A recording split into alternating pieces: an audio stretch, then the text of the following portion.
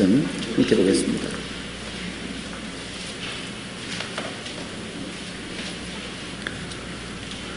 (5장 1절부터 11절까지) 교독하면서 11절 같이 읽도록 하겠습니다. 제가 가지고 있는 성경으로는 신약의 96년 누가복음 5장 1절 찾으신 줄 알고 먼저 봉독하겠습니다. 무리가 몰려와서 하나님의 말씀을 들을새 예수는 게네사렛 호숫가에 서서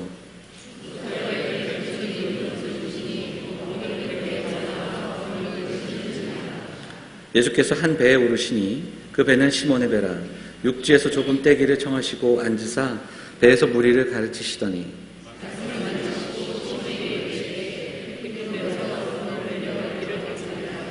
시몬이 대답하여 이르되 선생님 우리들이 밤이 새도록 수고하였으되 잡은 것이 없지만은 말씀에 의지하여 내가 그물을 내리리이다 하고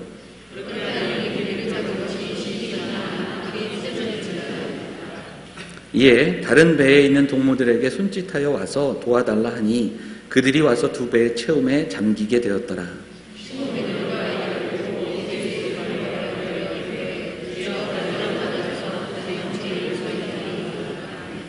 이는 자기 및 자기와 함께 있는 모든 사람이 고기 잡힌 것으로 말미암아 놀라고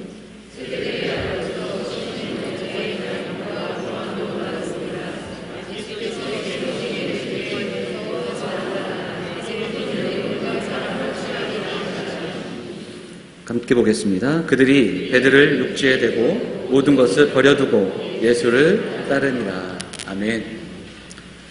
호산나 찬양대 찬양 드리도록 하겠습니다.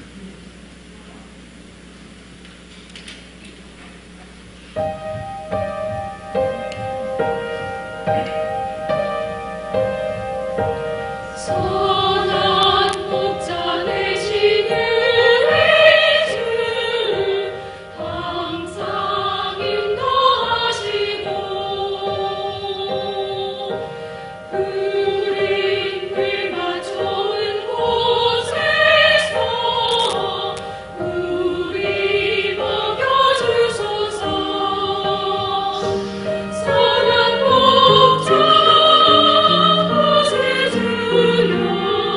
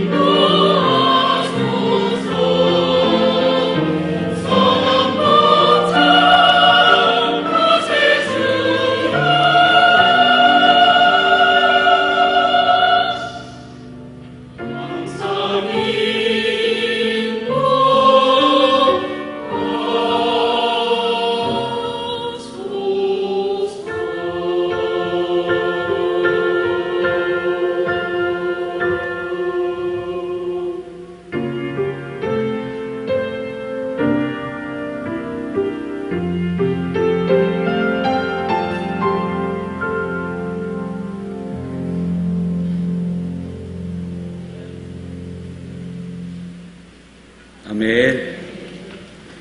귀한 찬양 감사드립니다. 매주마다 귀한 찬양으로 들려주셔서 너무 감사드리고, 네, 우리 이부성가대 참 애쓰고 수고합니다. 우리 이부성가대만의 그 오묘한 화음이 있습니다. 네, 자꾸 들으니까 아주 그것도 참 이렇게 적응이 되고, 네, 귀하게 은혜가 됩니다. 너무너무 수고하고 애써주셔서 감사하고요. 우리 또 많은 분들의 관심과 기도 부탁드리고 또 자리도 채우셔서 함께 귀한 찬양 우리 함께 해 나갔으면 좋겠습니다. 우리 양옆에 계신 분들 인사하겠습니다. 반갑습니다. 잘 오셨습니다. 인사할까요? 우리 그렇게 인사하도록 하겠습니다.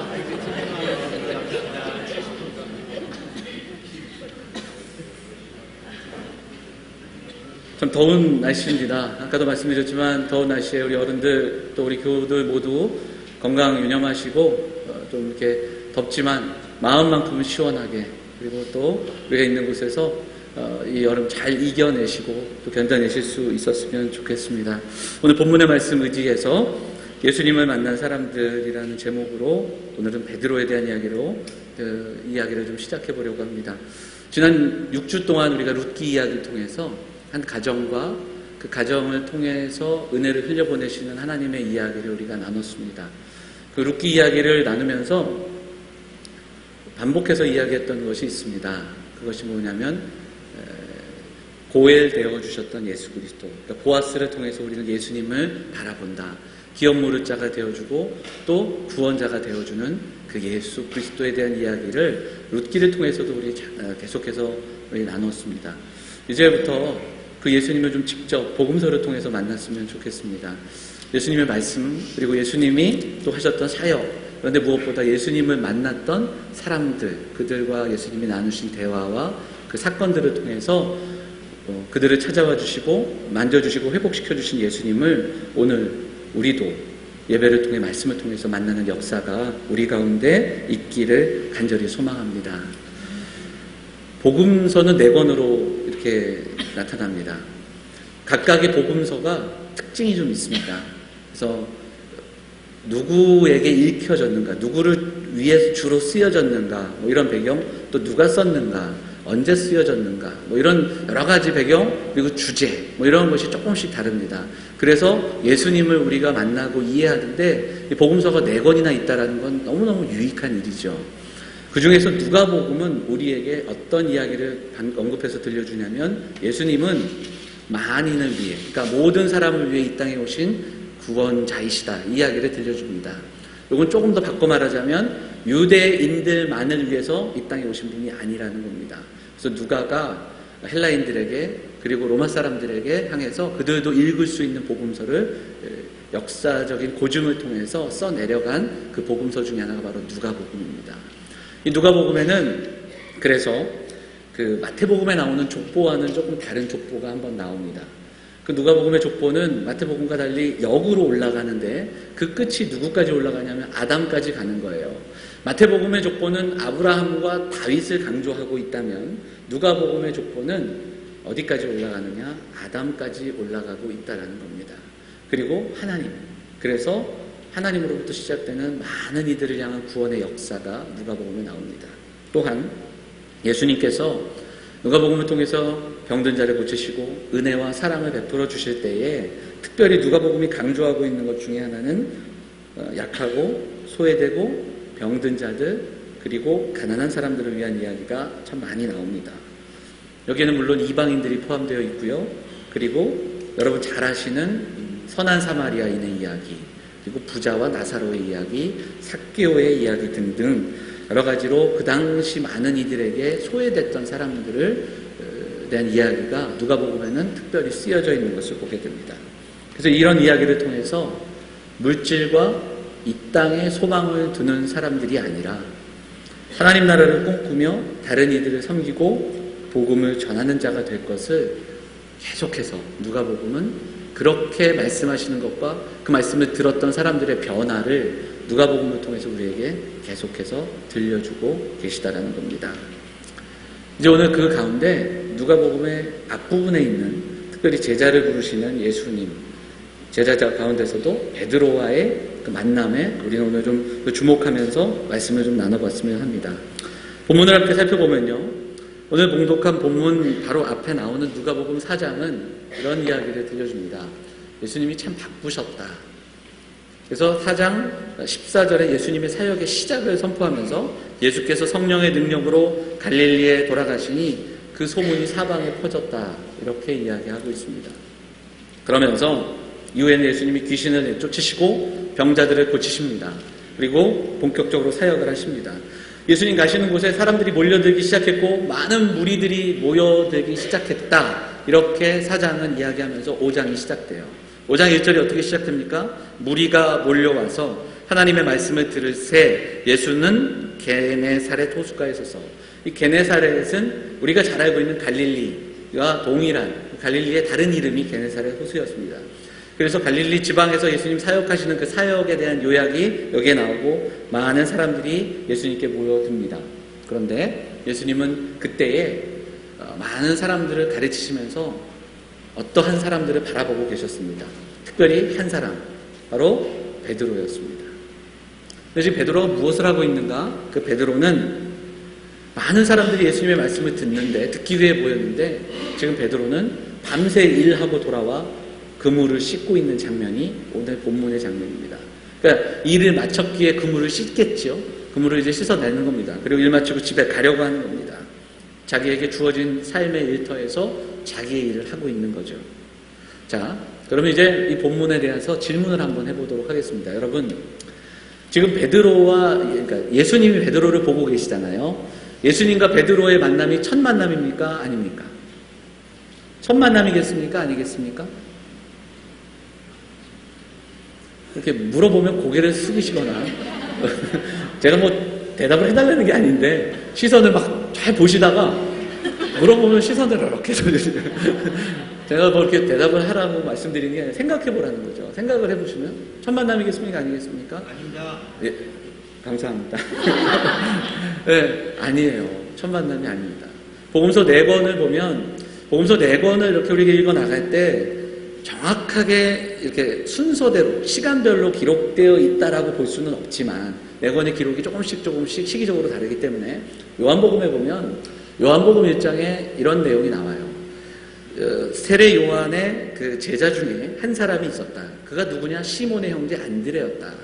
그가 예수님에 대한 이야기를 듣고 예수님을 만난 이후에 자기 형제 시몬에게 찾아가서 메시아 그를 봤다. 그러면서 베드로를 시몬을 데리고 갑니다. 그러면 예수님이 시몬을 바라보시면서 너를 장차 게바라 하리라. 그러니까 게바의 뜻은 베드로다. 이렇게 되어 있는 내용들이 나오죠. 근데 그게 복음서 전체를 봤을 땐 예수님과 베드로의 첫 만남이라는 겁니다. 심지어 복음서를 연구한 학자들은 그 요한복음 1장과 지금 누가복음 5장의 시간 간격을 한 1년까지도 보는 그런 견해를 갖고 있습니다. 그러니까 그 내용은 어떤 거냐면 그때 예수님을 만났는데 예수님을 만나서 예수님의 말씀도 듣고 예수님을 조금 따라왔는데 그들이 그것 가지고는 안 된다는 걸 깨닫고 다시 삶의 자리로 돌아갔다라는 겁니다. 물론 그걸 이렇게 설명할 만한 많은 자료나 명확하게 그 얘기에 대해서 성경은 이야기하고 있지 않지만 그렇게도 해석한다라는 겁니다. 또 한 가지를 보면 누가복음 오늘 읽었던 5장 앞에 4장 38절 한번 보실까요? 4장 38절 같이 읽겠습니다. 4장 38절 같이 읽겠습니다. 시작. 예수께서 일어나 회당에서 나가사 시몬의 집에 들어가시니 시몬의 장모가 중한 열병을 앓고 있는지라 사람들이 그를 위하여 예수께 구하니 여기서 시몬의 장모가 나와요. 이 시몬은 바로 베드로 아니겠습니까? 시몬의 장모의 열병을 고쳐주십니다. 그러니까 이미 베드로는 사실 예수님을 만났어요. 그리고 예수님은 그의 삶에서 좀 힘든 그 문제들까지도 장모의 열병을 고쳐주셨다라는 거죠. 이것이 전제가 됐을 때 사실 오늘 본문을 좀 더 쉽게 이해할 수 있습니다. 왜냐하면 느닷없이 배에 오르셔서 이 배를 빌려다오 이러면서 이 배에서 뭐 하십니까? 이 배를 강대상 삼아 그리고 강단 삼아 그렇게 말씀을 전하고 계셔요. 근데 그 배를 준단 말이죠. 그리고 나서 예수님이 밤이 맞도록 밤새도록 수고했지만 하나도 거두지 못한 그들을 보면서 배를 한 번만 더 돌려라. 그러면서 깊은 곳에 그물을 던져라 하니까 또 순종한단 말이죠. 그리고 나서 이후의 이야기까지. 그러니까 이 이야기가 좀 더 자연스럽기 위해선 베드로가 예수님을 만났었고 예수님은 알고 있었다. 이것이 전제가 됐을 때는 조금 더 자연스럽게 이해가 될 수 있습니다. 오늘 본문에서 먼저 인상 깊게 다가오는 것 중에 하나는 어떤 것인가? 많은 사람들이 예수님을 찾아왔는데 예수님은 그 중에서 베드로를 지켜보고 계셨어요. 예수님은 베드로를 기억하셨습니다. 내가 개발하고 이름을 바꿔주었던 그 베드로. 지금은 말씀을 듣지 않고 저쪽에서 그물을 씻어내리고 있지만 예수님은 지금 그 바라보시고 기억하셨던 베드로를 회당이나 성전에서 만나신 게 아니라 직접 삶의 현장으로 찾아와 주시고 그의 일상 가운데 찾아오셔서 그를 만나 주시고 그에게 말씀하시고 그를 변화시켜주고 계시다라는 사실입니다. 긴밤 동안 수고하고 애씀에도 불구하고 아무것도 거두지 못한 그들의 삶에 찾아오셔서 지친 그들을 위로하시고 만나 주셨다는 사실입니다. 또 한 가지는 예수님은 계속해서 베드로를 기억하시고 지켜보고 계셨다는 겁니다. 이미 만나셨고 예수님의 말씀도 들었고, 그런데 그럼에도 불구하고 그들은 지금 오늘 본문을 보면 베드로 외에도 이후에 야고보와 요한에 대한 이야기도 언급되는 것을 보면 그 이후에 예수님의 제자들이 된 그들이 예수님을 만났던 그 순간과 경험이 있음에도 불구하고 현재는 삶의 현장에서 자신에게 주어진 생업 하루하루를 무기력하게 그렇게 살아가고 있다라는 겁니다. 어찌 보면 예수님을 만났고 예수님의 말씀을 들었고 감동도 받았던 적이 있지만 정작 삶의 현장 속에서 오늘을 살아가는 우리가 예수님을 따르는 것만으로는 안 되기에 내 열심과 내 수고로 살아가고 있는 그런 우리의 모습은 아닌지 좀 돌아볼 수 있었으면 좋겠습니다. 그런데 예수님이 삶의 현장으로 찾아와 주셨어요. 그리고 만나서 말씀하시고 깨우쳐 주시고 그를 일으켜 세워주고 계시다라는 사실입니다. 오늘 여기에 우리가 먼저 좀 주목할 수 있기를 바랍니다. 자, 그러면 지금 베드로에게는 가장 큰 문제가 하나 있습니다. 베드로에게 있는 문제가 뭐가 있습니까? 밤새도록 수고했는데 아무것도 얻지 못했다. 흔한 말로 공친 겁니다. 하루 온종일 수고했는데 공친, 텅 빈 배, 그리고 피곤하고 지쳐 있습니다. 그런데 예수님께서 깊은 데로 가서 그물을 던져라 이렇게 말씀하고 있는 겁니다. 자, 이 말씀을 들었던 시몬의 심정을 한번 이해해 보셨으면 좋겠습니다. 어부였어요. 특히 이 바다에서 오랫동안 이 호수에서 오랫동안 물고기 잡이를 했습니다. 근데 그가 밤새도록 수고했는데 한 마리도 거두지 못했어요. 근데 예수님이 찾아오셨습니다. 목수이신 그분이 자, 내 말을 한번 들어봐라. 저기 가서 깊은 데 그물을 던져라. 이 말을 듣는 베드로의 심정이 어땠을까요? 한번 우리가 좀 생각을 해보시면 좋겠습니다. 마치 오랫동안 요리를 전공하셨던 분에게 아무것도 모르는 사람들이 가서 요리에 대해서 한 말씀씩 거두는 것과 똑같고 또 전공자들에게 찾아가 비전공자가 한 수 거두는 이야기와 똑같다는 거죠. 케네스 베일리라는 사람이 쓴 중동의 눈으로 본 예수라는 책을 보면 갈릴리의 어업에 대해서 이야기하는데 그 물고기들이 주로 밤에 먹이를 먹고 그래서 대부분의 어업이 이 호수에서는 밤에 이루어졌음을 조사하고 또 그런 기록을 남겨놓고 있습니다. 그렇기 때문에 잔뼈가 굵은 베드로에게 있어서 이 말씀은 어이가 없는 또 말씀일 수도 있다라는 거죠. 그래서 베드로가 두 가지로 대답할 수 있겠죠. 지금은 안 잡혀요. 할 수 없습니다. 이렇게 할 수 있는데 이어지는 말씀이 어떻습니까? 순종하고 깊은 데로 가서 그물을 던지죠. 여기에 대해서 이렇게 두 가지로 해석을 합니다. 이해되지 않지만 예수님의 말씀이기에 순종하는 거예요. 그리고 그 말씀에 의지해서 그물을 내리겠다고 하는 겁니다. 예수님을 알고 있었고 예수님의 말씀을 들었습니다. 그래서 그분이 평범한 분이 아니라는 걸 알고 있어요. 오래전부터. 그리고 우리 가족의 병도 고쳐주신 분이에요. 그리고 지금 이 짧은 구절을 보면 이미 이 일이 있기 전에 예수님은 베드로의 배에 서서 말씀을 전하셨습니다. 어떤 말씀이라고 구체적으로 나오진 않지만 그 말씀을 아주 지척에서 들었기에 베드로는 지금 그 말씀에 순종하면서 그물을 내리고 있다. 이렇게 이야기하죠. 믿음은 들음에서 나기 때문이다. 그 말씀을 듣고. 그런데 이 말씀을 계속 곱씹고 읽어보아도 조금 부족하지 않은가 그런 생각이 들어요. 조금 다른 관점이 있습니다. 어떤 관점이냐면 예수님 우리가 밤새 수고했습니다. 근데 한마디도 거두지 못했어요. 하면서 잠깐 동안 쉬는 거예요. 그리고 한숨을 푹 쉬는 거죠. 근데 한번 해보죠. 이렇게 해석을 합니다. 여기는 어떤 뜻이 있는가? 예수님, 선생님의 말씀이니까 앞에하고 똑같습니다. 그런데 똑같은데 다른 게 뭐냐면 베드로는 이 말씀이 이루어지지 않을 것을 알고 있는 거예요.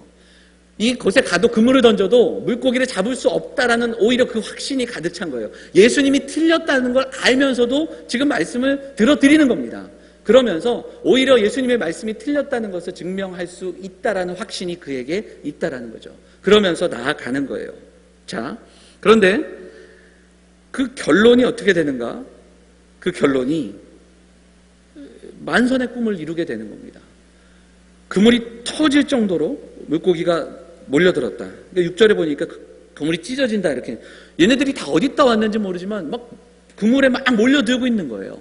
그러면서 배가 잠길 정도다 이렇게 표현하고 있는, 막 뛰어드는 거죠. 나도 데려가 달라고 막 오는 거예요. 이게 무슨 말씀인가? 이 말씀은 분명한 이야기를 우리에게 들려줍니다. 예수님은 좋은 말씀만 전하시는 선생님이 아니라는 거예요. 많은 이들의 선생만으로 이 땅에 오신 분이 아니라 그분은 병을 고치시고 자연을 다스리시고 그리고 우리 인생 가운데 찾아오셔서 우리 인생에 있는 수많은 문제들을 해결해 주시는 바로 그분이시라는 것을 말씀해 주고 있다는 겁니다. 베드로의 인생에 찾아오셨습니다. 그를 고쳐주십니다. 그리고 오늘 그를 만나주고 계시다라는 겁니다.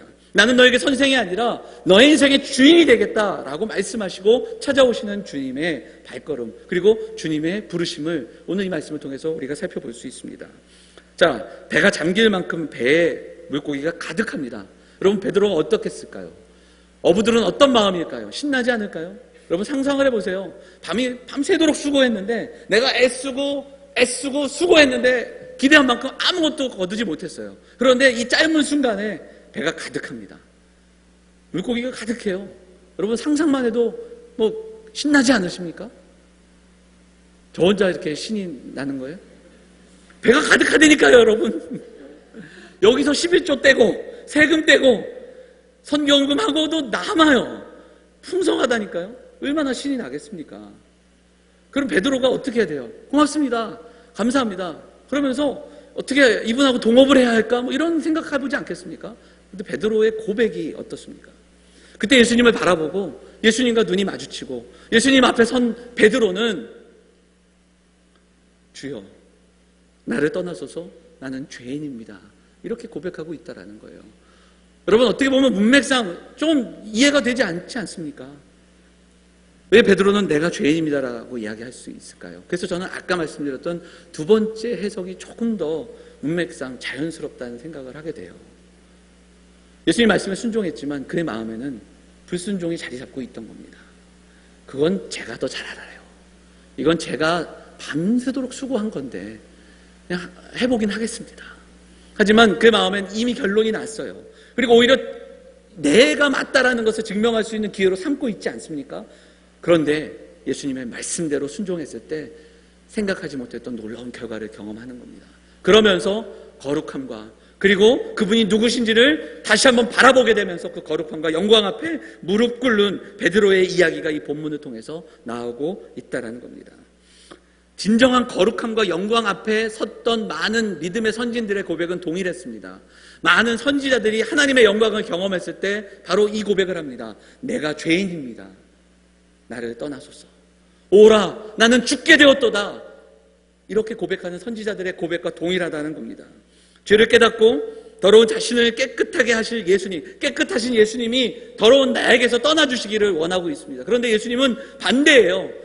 내가 너를 정케 하겠다라고 다가오고 계시다라는 사실입니다. 오래전 베드로는 예수님을 만났습니다. 그리고 말씀을 들었고 그분이 누구신지도 알았어요. 그런데 그는 자기의 삶의 바운드리에서 떠나지를 못하고 있는 겁니다. 삶의 그 속에서 떠나지 못하고 있었던 베드로, 그를 찾아와 주시고 간섭하여 주시고 말씀하여 주시고 그를 깨닫게 하시는 그 주님, 오늘 예수 그리스도께서 베드로를 찾아와 주셨다라는 겁니다. 무서워하지 말라. 이제 후로는 내가 너와 함께 하겠고 내가 사람을 취하는 자가 되게 하겠다라고 다시 한번 그에게 사명을 일깨워 주시는 예수님의 이야기가 오늘 선포되고 있다는 겁니다. 사랑하는 여러분, 오늘 이 말씀을 통해 베드로의 모습을 통해 우리를 보게 됩니다. 우리는 우리에게 있어서 예수님은 어떤 분이십니까? 예수님과의 만남은 여러분에게 어떤 삶의 변화를 가져왔고 우리는 어떻게 변화되며 살아가고 있습니까? 이 질문을 우리가 좀 스스로 해볼 수 있는 시간이 되었으면 좋겠습니다. 오늘 말씀을 다시 한번 좀 기억하면서 한 두 가지 정도로 우리가 좀 묵상하고 우리가 적용하고 기도하기 원합니다. 첫째는 우리 사랑하는 영암의 성도들이 우리 주님 앞에 우리 삶의 크고 작은 문제들을 내어 맡기면서 내 삶 가운데 찾아오셔서 우리 인생의 주인이 되어주신 그 주님을 만나는 그러한 성도들 다 되시기를 주님의 이름으로 축원을 드립니다. 다시 한번 묻고 싶습니다. 여러분, 예수님께서 여러분의 삶의 작은 그 문제들, 여러분의 삶의 문제들을 만져주신 경험이 있으십니까? 여러분 삶을 그 어떤 문제들을 고쳐주신 경험이 있으십니까? 내 건강의 문제, 내 자녀의 문제, 내 직장의 문제, 수많은 그 문제들 속에서 씨름하고 있는, 그래서 밤이 새도록 수고하고 있는 그 문제 속에서 예수님이 고쳐주시고 예수님이 만져주시고 예수님께서 치료해 주시는 그 놀라운 은혜들을 경험하신 적이 있으십니까? 혹시 베드로처럼 예수님을 알고 예수님에 대해 듣고 예수님의 말씀을 듣고 그리고 그 감정이 또 우리 안에서 일어나 수많은 어떤 모습들을 우리도 고백하면서도 그러면서도 불구하고 선생님으로 훌륭하신 분으로, 아니 구주이심을 알면서도 그저 예수님을 믿으면 천국 간다라는 이 사실 하나만 붙들고 살아가는 저와 여러분은 아닌지 우리가 돌아볼 수 있기를 원합니다. 베드로의 주님을 향한 그 두 번의 고백이 나오는데요, 5절에서 그 고백은 어떤 표현으로 나타나면 시몬이 대답하여 이르되 선생님 이렇게 고백합니다. 이 선생님이라는 단어를 찾아보니까 대장님 뭐 이렇게도 번역할 수 있고요, 또 영어로는 마스터 이렇게도 번역이 되어 있습니다. 그러니까 예수님을 알고 있는 베드로의 고백이 여기에 머물러 있는 거예요. 그런데 이 고백은 엄청난 기적을 경험하고 그리고 예수님을 실제로 경험하면서 베드로의 고백은 바뀝니다. 주여 나를 떠나소서. 선생님이 아니라 주님 나는 죄인입니다. 주 앞에 내 모습을 그대로 내려놓고 고백하는 베드로의 고백을 우리가 볼 수 있습니다. 사랑하는 여러분, 오늘 지금 여러분에게 예수님은 어떤 분이십니까? 혹시 여전히 내 부모님이 믿고 있었던, 부모님이 믿는 예수 그리스도, 내 아내가 믿고 있는 예수 그리스도, 내 남편이 믿고 있는 예수 그리스도는 아니십니까? 아니면 여전히 예수님을 알고 예수님에 대해 듣고 또 예수님에 대한 수많은 이야기를 들으면서도 여전히 여러분에게는 막연한 분으로, 아니면 예수님을 믿지만 그 예수님을 믿는 믿음이 천국을 소망하지만 오늘 정작 내 삶에 내가 수고하고 내가 애쓰는 그 문제만큼은 예수님이 아무런 해결해 주실 수 없는 분이라는, 그래서 우리의 일주일간의 삶으로 돌아갔을 때 오늘 예배하고 마치고 돌아가면 예수님이 없이도 하나님과 관계 맺지 않고도 그렇게 자연스럽게 살아갈 수 있는 우리의 삶은 아닌지 좀 돌아볼 수 있는 시간이 될 수 있기를 원합니다. 매일의 삶이 그분과는 전혀 상관없이도 잘 지내고 있지는 않은지 우리가 이 시간 좀 돌아보기를 원합니다. 내가 예전에는 열심히 믿었습니다. 내가 예전에 성령 충만했었는데 이것이 아니라 오늘의 열심과 오늘 성령 충만함으로 살아가고 있는 우리의 모습인지 좀 돌아볼 수 있는 저와 여러분이 되기를 원합니다. 오늘 이 시간 베드로를 찾아주시고 그의 일상 속에 찾아오셔서 다시 한번 낙심하고 있는 그 제자들에게 말씀을 주시고 기적을 주시고 회복을 주신 그 예수님께서 오늘 이 예배를 통해서 하나님 말씀 앞에 나와 하나님 말씀 앞에 엎드린 사랑하는 영암의 성도들을 만나주시고 여러분들을 회복시키시고 일으켜주시는 놀라운 역사가 우리 가운데 임하시기를 다시 한번 주님의 이름으로 축원을 드립니다. 두 번째로는 한 가지 더 기억하기 원하는 것은 사랑하는 영암의 성도들이 복음의 눈을 뜨는 자들이 되기를 원합니다. 그리고 복음의 눈을 뜨고 사명자의 삶으로 한 걸음 더 나아가는 우리 영암의 성도들이 다 되시기를 간절히 소망합니다. 여러분, 복음의 눈 뜬다라는 것은 어떤 뜻이 있을까요? 복음의 눈을 뜬다. 여러 가지로 설명할 수 있겠지만 제라드 윌슨이라는 사람이 쓴 그 복음의 눈을 뜨다라, 복음의 눈 뜨다라는 책을 보면 이렇게 설명합니다. 복음의 능력을 각성하고 그 체험이 의식 속에 새겨지고 그래서 감정이나 상황과는 상관없이 늘 일정하게 지속되는 믿음의 상태, 이것이 복음의 눈 뜬 것이다, 이렇게 설명합니다.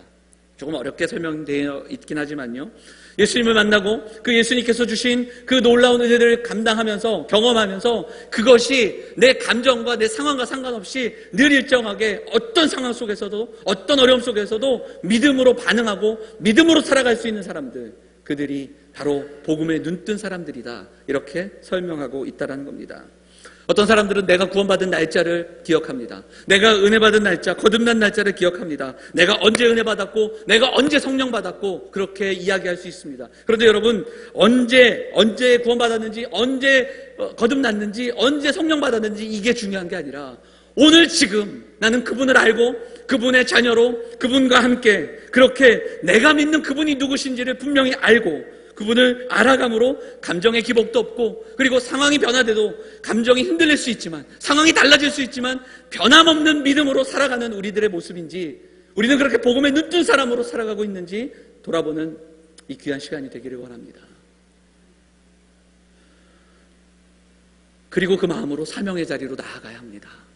오늘 베드로를 부르셔서 너를 통해 사람을 취하게 하겠다라고 말씀하시는 그 말씀을 기억하면서 우리도 우리의 삶을 통해 일하시는 그 하나님, 그 부르심 앞에 반응하며 나아갈 수 있기를 원합니다. 그 설교 본문을 정하면은 제가 한 달치, 두 달치 정도를 이제 좀 정해놓고 설교를 준비하는데, 설교 본문을 정한 이후에 월요일부터 계속해서 본문을 여러 번 읽습니다. 읽고 메모하고 또 누구를 만나거나 어디 가도 계속 그러면 머릿속에서 이 본문이 생각이 나잖아요. 그러면 때로는 하나님께서 어떤 만남을 통해서 이 본문에 대해서 한 번 더 생각하게 하시고 또 여러 가지 경로로 이 본문들이 또 고민되어지고 또 정리되는 그런 경험들을 합니다. 이번 주에는 동일한 메시지를 하나님께서 반복해서 경험하게 하셨습니다. 수요일 예배 때 우리가 들었던 말씀이 있습니다. 요나에 대한 말씀을 들었잖아요. 간략하게 요약이 되었는데 너무 아주 명확한 요약이었습니다. 그 짧은 구절을 사명자 요나, 도망자 요나, 그리고 간섭하시는 하나님이었습니다.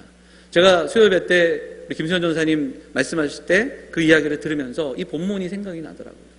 사명자, 도망자, 그리고 그럼에도 불구하고 찾아오시는 하나님. 목요일 새벽기도 설교 본문은 기드온에 대한 이야기였습니다. 사사기 6장에 기드온을 찾아오시는 하나님이셨습니다. 하나님이 기드온을 불러주셔요. 내가 너를 통해 미디안의 손에서 이스라엘을 구원하겠다. 근데 여기에도 또 누가 나오는가? 도망자가 나와요. 사명자로 부르십니다. 거기서 하나님이 큰 용사라고 부르십니다. 그런데 저는 작은 자입니다. 저는 할 수 없습니다. 저는 안 됩니다. 계속해서 뒷걸음질 치는 기드온의 모습이 나옵니다. 그런데 그에게 계속해서 말씀하시고 간섭하시고 그를 세우시는 하나님의 이야기를 또 발견하게 됩니다. 오늘 본문 속에서도 마찬가지입니다. 아까도 말씀드렸지만 베드로와의 첫 만남이 아닙니다.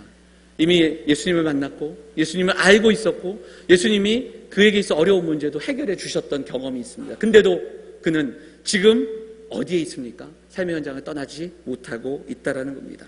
오히려 많은 사람들이 예수님 앞에 나와 말씀을 듣는 순간에도 그는 예수님께 배는 빌려드리고 자리는 빌려드렸을지라도 그물을 씻고 있는 자리로 떠나지 못하고 있는 모습을 보게 된다는 겁니다.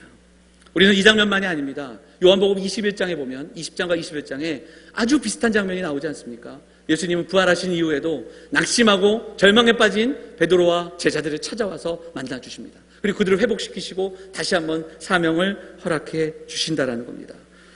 사랑하는 여러분, 오늘 이 아침에 우리가 그 주님을 다시 한번 묵상하고 그 주님께서 부르시는 그 자리로 우리도 나아갈 수 있기를 원합니다. 사랑하는 여러분, 예수님은 우리의 구원자가 되어주셨습니다. 그리고 오늘 예수님은 저와 여러분의 인생의 주인 되시기를 원하시는 줄 믿습니다.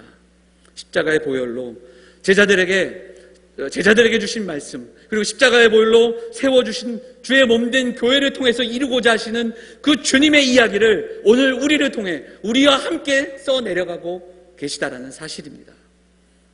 오늘 그저 천국의 기쁨과 천국의 감격만으로 살아가는 그 자리에 머물지 마시고 우리의 이름을 바꿔주시고 우리의 신분도 바꿔주시고 우리의 국적도 바꿔주신 그래서 우리에게 새로운 사명을 허락하신 그 주님 앞에, 우리의 인생의 주인 되신 그 주님 앞에 나아가 삶을 내려놓고 한 걸음 더 나아가는, 그래서 베드로처럼, 제자들처럼 그분을 따르고 그분의 말씀 앞에 우리의 삶을 내어드릴 수 있는 귀한 사명자들로 나아가시는 사랑하는 영험의 성도들 되시기를 간절히 소망합니다.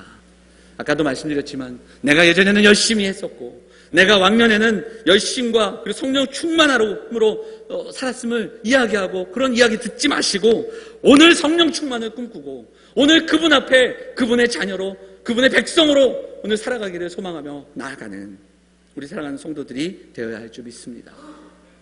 힘들고 고단한 인생을 살아갑니다. 이 본문에 나오는 이들도 하루하루의 삶이 얼마나 고단했을까. 밤새도록 수고했는데 그 수고가 텅 빈 배, 그리고 그 속에서 그물을 씻고 있는 그들의 마음을 또 한번 묵상해 보게 됩니다. 마치 오늘을 살아가는 우리들의 모습은 아닌지, 오늘 예배를 통해 그들을 만나주신 주님, 그 주님 앞에 나아가서 부모님의 예수 그리스도가 아니라, 내 아내의 예수 그리스도가 아니라, 내 남편의 예수 그리스도가 아니라 나의 예수 그리스도, 그분을 만나는 그 놀라운 그 만남을 경험하시는 사랑하는 영험의 성도들 다 되시기를 간절히 소망합니다. 한 번뿐인 인생입니다. 내 인생의 참된 주인이 누구인지를 묵상하면서 그분 앞에 삶의 목적을 발견하고, 그래서 어떤 상황과 어떠한 어려움 속에서도 그 말씀이기에 믿음으로 그물을 내릴 수 있는, 믿음으로 반응하며 믿음으로 살아갈 수 있는 사랑하는 성도들, 우리 영험의 성도들 다 되시기를 주님의 이름으로 축원을 드립니다. 우리 말씀 생각하면서 찬양 한 곡만 하겠습니다. 우리 잘 아시는 전능하신 나의 주 하나님, 우리 찬양하면서 오늘 말씀 붙들고 함께 기도하도록 하겠습니다.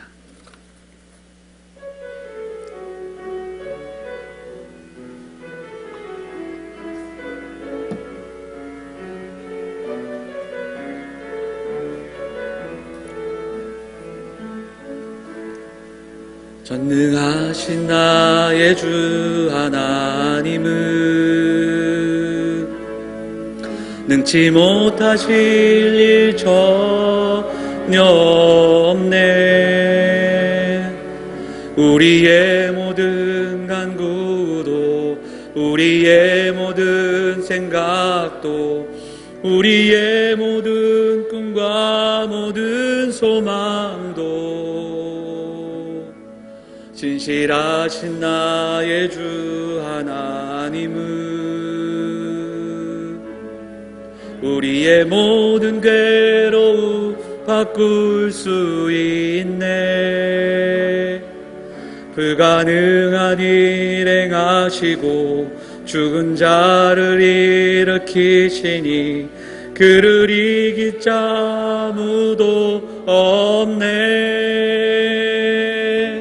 주의 말씀 의지하여 깊은 곳에 금을 던져 오늘 그가 놀라운 일을 이루시는 것 보라. 주의 말씀 의지하여 깊은 곳에 금을 던져 믿는 자에게 능치 못함 없네. 주의 말씀 의지하여, 주의 말씀 의지하여 깊은 곳에 금을 던져 오늘 그가 놀라운 일을 이루시는 것 보라. 주의 말씀 의지하여 깊은 곳에 금을 던져 믿는 자에게 능치 못함 없네. 사랑하는 여러분, 함께 기도하겠습니다. 베드로를 만나주셨던 그 주님이 오늘 이 시간 우리를 찾아오셔서 우리를 두드리십니다. 하나님, 주의 말씀에 순종하며 살아가는 우리의 믿음의 걸음이 되게 하시고 우리의 삶 가운데 찾아오신 그 주님에 의지하여 믿음으로 살아가는 우리의 모습들, 사명자로 살아가는 우리가 되게 해달라고 함께 기도하며 나가도록 하겠습니다. 같이 기도하겠습니다. 사랑과 은혜가 풍성하신 아버지 하나님, 오늘도 힘들고 어려운 문제들을 가지고 나왔습니다. 답답한 마음으로 나와 기도하는 성도들 가운데 찾아와 주셔서 오늘 어느 무엇보다 우리 인생의 주인 되신 주님을 만나고 돌아가는 귀한 발걸음들이 다 될 수 있도록 하나님 인도하여 주옵소서. 여전히 머물러 있는 자리를 하나님 돌아보게 하시고 하나님 우리의 멈춤을 떠나서 주께서 말씀하시는 그 자리로 나아가고 주께서 말씀하시는 그곳에 그물을 던질 수 있도록 하나님 우리의 수고와 우리의 애씀이 주와 함께 걸어가는 그 발걸음이 될 수 있도록 하나님 인도하여 주옵소서. 가정의 문제와 직장의 문제와 여러 가지 문제로 하나님 안타까운 마음으로 기도하며 나오는 성도들 위로하시고 힘주셔서 하나님 주님을 만남으로 회복되게 하시고 주께 앞에 나와 어느 무엇보다 내 인생의 주인 되신 주님 앞에 죄된 우리의 모습들을 내려놓고 나를 고쳐주시기를, 나를 회복시켜 주시기를 기도하는 성도들이 될 수 있도록 하나님 인도하여 주옵소서. 하나님 오늘도 하나님 함께 하시는 은혜들을 기억하며 나아갑니다. 오늘도 붙잡아 주시고 거저갔다 거저가는 심령 없도록 하나님 도와주옵소서. 하나님 인도하여 주옵소서. 예수 붙잡아 주옵소서. 사랑과 은혜가 풍성하신 아버지 하나님, 오늘도 우리의 발걸음을 인도하시고 거룩한 주일, 복된 주일이 나와 하나님 앞에 예배하는 성도들, 하나님 이 시간 은혜를 내려 주시옵소서. 택하신 주의 몸된 교회 성도들 강건하게 하시고 오늘 살아가는 하나님 나라 속에서 우리가 믿음으로 흔들리지 않는 그 나라 속에 살아가는 귀한 믿음의 백성들이 될 수 있도록 하나님 인도하여 주옵소서. 우리의 구원자 되시고 우리 삶의 주인 되시는 주님 앞에 다시 한번 우리 삶의 목적을 깨닫고 사명자로 살아가는 우리 모든 성도들이 되도록 인도하여 주옵소서. 하나님 사랑하는 가정들이 복되게 하시고 하나님 나라를 살아가는 가운데 겪게 되는 많은 어려움들이 있을 줄 압니다. 주 앞에 내려놓고 내 삶의 문제에 찾아와 그 문제를 해결하시고 함께 일하시는 그 주님을 날마다 경험하는 그런 복된 삶이 될 수 있도록 하나님 인도하여 주옵소서. 어느 무엇보다 주님을 더 뜨겁게 사랑하는 자들이 되게 하시고 주님을 사랑하는 마음으로 우리에게 주신 하루하루를 신실하게 믿음으로 살아가는 복된 성도들의 삶이 다 될 수 있도록 인도하여 주옵소서. 오늘도 하나님 앞에 나와 예배하며 또 주 앞에 나와 간구하며 또 우리에게 주신 또 귀한 은혜들을 붙잡고 또 우리의 삶과 또 우리 예물을 드린 성도들 기억하여 주시고 하나님 우리 모든 성도들의 삶을 사용하여 주셔서 하나님 나라의 일꾼으로 귀하게 쓰임받는 성도들 또 몸된 교회가 될 수 있도록 하나님 인도하여 주옵소서. 더운 계절 건강을 지켜주시고 또 먼 곳으로 나가 있는 성도들 또 휴가기간 먼 곳에 오가는 발걸음들 하나님 지켜주시고 군에 가 있는 우리의 자녀들 또 해외 나가 있는 사람들 모두 기억하여 주시기를 원합니다. 하나님 특별히 육신의 연약함으로 또 치료받고 또 수술을 앞두고 있는 성도들 또 회복하고 있는 성도들 붙잡아 주셔서 하나님 은혜 끝까지 붙잡고 끝까지 인내하며 힘내게 하시고 그래서 회복하시고 치유하신 하나님을 경험하는 그들의 삶이 될 수 있도록 하나님 인도하여 주시옵소서. 한 주의 삶을 주님께 맡겨드립니다. 날마다 동행하신 하나님 경험하고 승리하는 사랑하는 성도들의 삶이 될 수 있도록 인도하여 주옵소서. 이 모든 말씀 우리를 권하신 예수 그리스도 이름으로 감사하며 기도하옵나이다. 아멘. 다 같이